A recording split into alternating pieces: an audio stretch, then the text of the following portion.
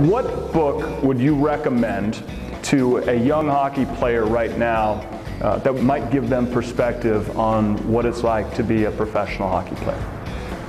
Well, if they're in my type of line of work, I just read the Bob Probert autobiography, and that was an enjoyable read. I feel like it was well done, and that it was very much in Bob's own words. Probably my favorite book is Zen and the Art of Motorcycle Maintenance, and that just kind of messes with your head every time you read it. It just gives you a little different perspective on life. And I don't know how much it applies to hockey, but I think it just applies to life, and hockey is sometimes a microcosm of that. You know, you get your highs and lows, usually on a much shorter time frame, and you know, one shift you can score the goal, and one shift you can give a pizza in the middle that they bury. So I think that's a cool book just to give you an interesting perspective. What athletes did you admire the most? I was, a big kid.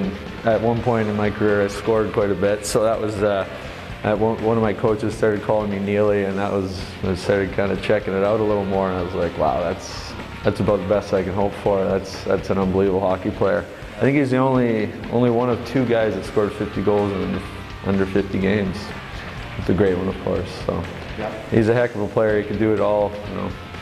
He had some nice dishes too, but he could also mix it up when he needed to, and I didn't mind that part of his game at all. Right, yeah. What's the greatest game that you've ever played? Do you have one hockey game that it could be, I don't know, youth hockey, college, or I would imagine something in the pros because the intensity level is so. Right. I think the six greatest games I played were all last year in the playoffs against San Jose. I mean, there is absolutely nothing like playoff hockey. It is a unique and incredible experience. San Jose was, you know what, sometimes it's almost more exciting to get booed than it is to get cheered, but San Jose was awesome, and then obviously to play here at the Staples, it was just incredible. The fans came out in full force, and to be able to be in all those games and to help chip in a bit and work on taking that next big step was incredible to me, and look forward to